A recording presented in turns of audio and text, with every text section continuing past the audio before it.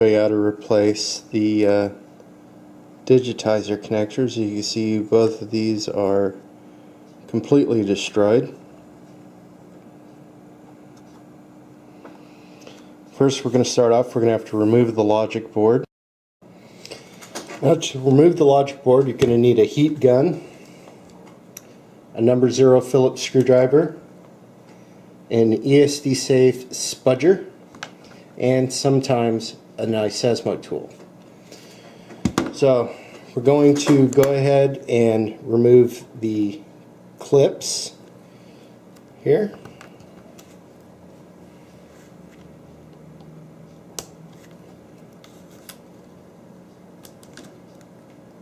Make sure you close the doors as you remove these so they don't get damaged pulling the board or anything. Then here's the dot connector one. I tend to reach in here and grab the tape so that it all stays intact here.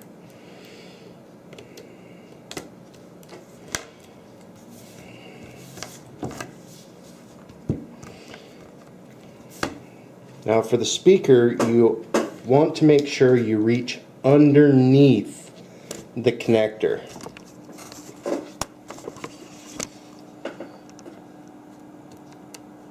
And lift that up.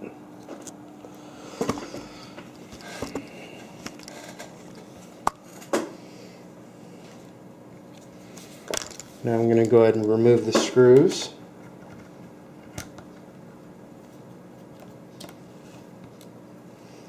Put them in the order you took them out.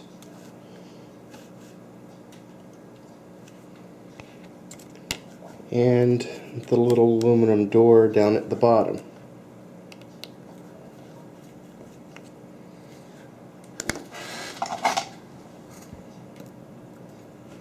This little guy. Now, the logic board itself is held in with double-sided tape, and that's why we have the heat gun here. So you're just going to heat up the back for a few quick seconds.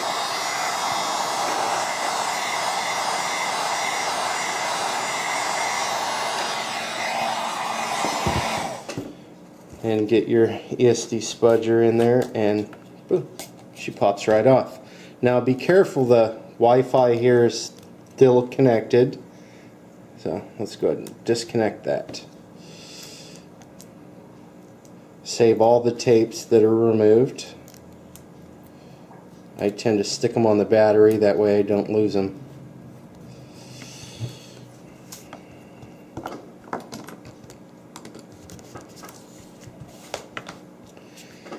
Okay, now there's a sticker right here that has to be removed, this copper strip, and then this is also a sticker which I'll peel and fold back, as you'll see here. Now you want to do this carefully because you don't want to nick or mar up the logic board. I take a little hobby knife, get in here on the corner,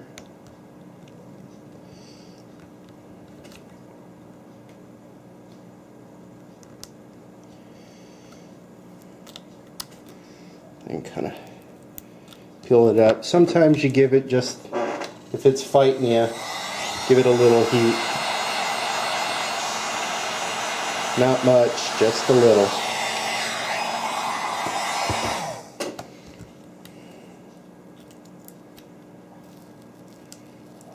And then she'll come off nice and clean so you can reattach it.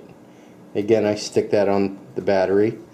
And then I'll go ahead and peel off this little foam piece. In the back here, the copper strip.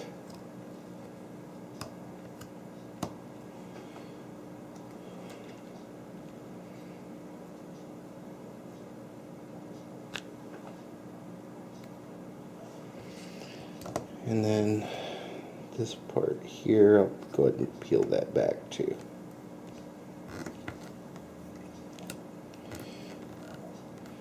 And if you're careful, it won't tear on you. Just kind of roll it up.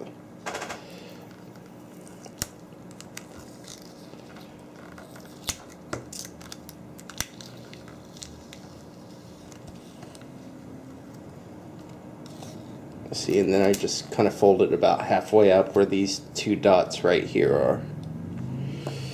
That gives me a nice clean work surface. Now,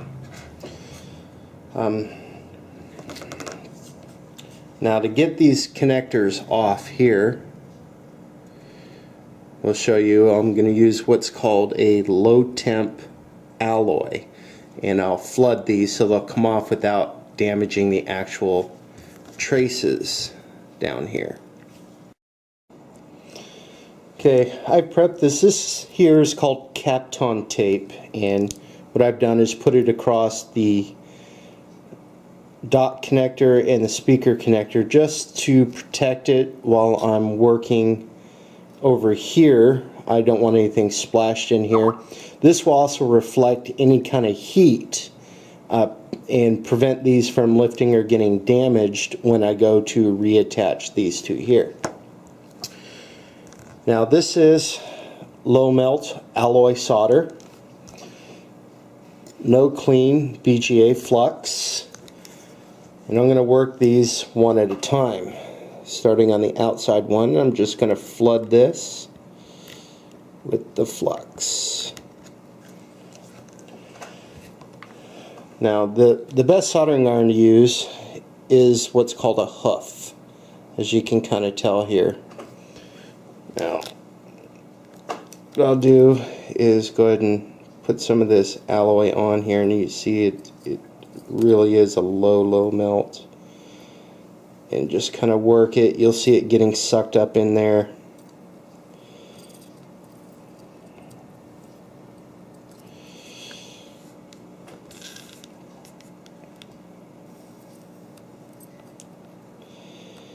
You'll see the plastic will start lifting on you. You don't want to force this at all, because if you force it, you're going to damage the logic board and start lifting the traces. So what I'm doing here is just slowly working this.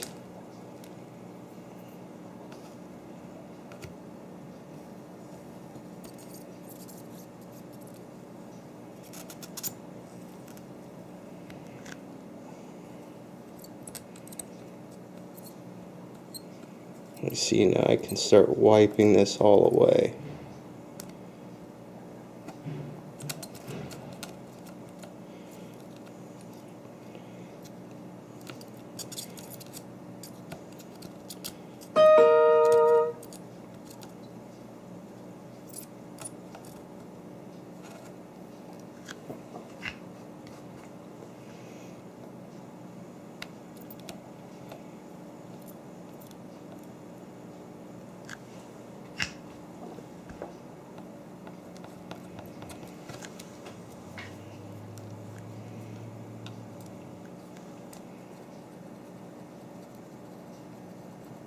Now you're not applying any scraping pressure, you're just gently rubbing it across the top. Now I'll go ahead and do this to the second one.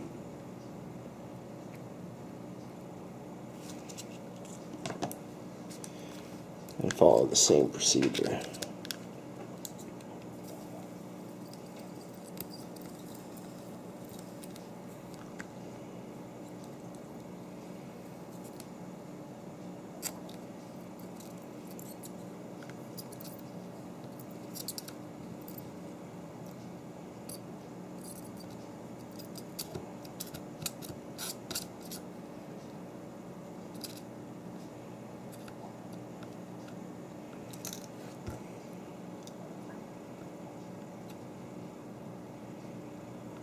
Now when you get to this end, there's a couple of components over here that you want to be careful. You don't want to accidentally wipe those off either.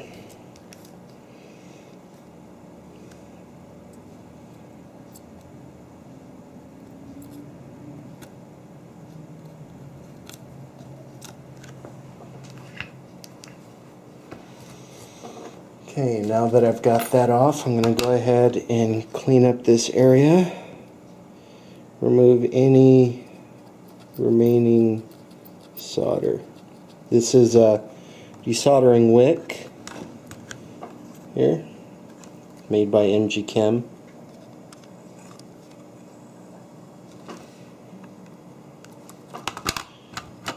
So what it is a copper that really attracts the lead components of solder.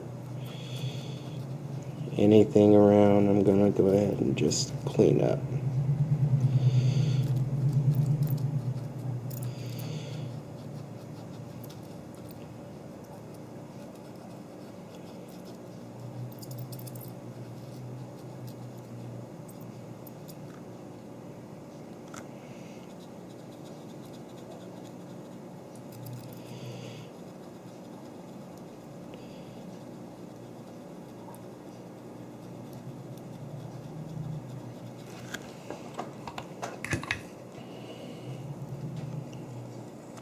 Yeah, as you can tell, they're both removed here. So I'm going to go ahead and clean off all my flux using a alcohol prep pad. You can get these at any medical supply store or even Amazon. And this will also remove any leftover adhesive from that sticker earlier.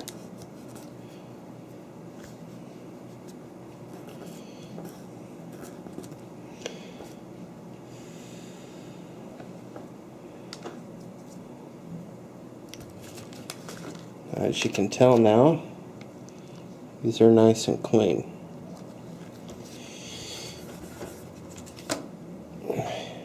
You not only used maybe a 1/4 inch of this low melt alloy. This stuff goes a long way.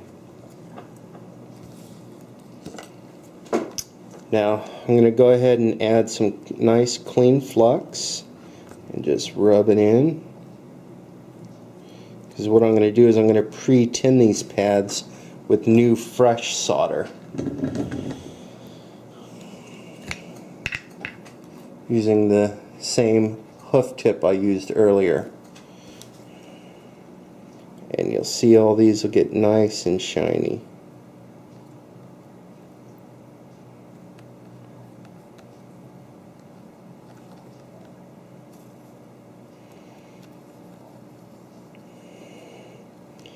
And again, all I'm doing is dragging. I'm not applying any pressure whatsoever.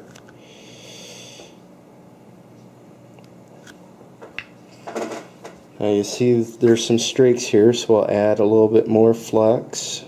You can never have too much flux, as long as you use a good no clean. And you see that solder just wipes right off and stays where I need it.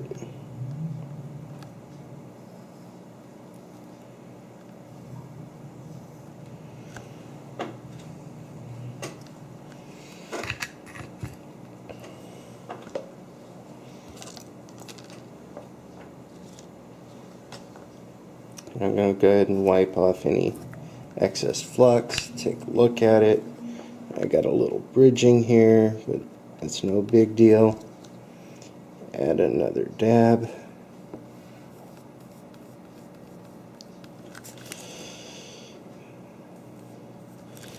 Now this corner is a bit of a pain because you don't want to wipe this component over here off. So.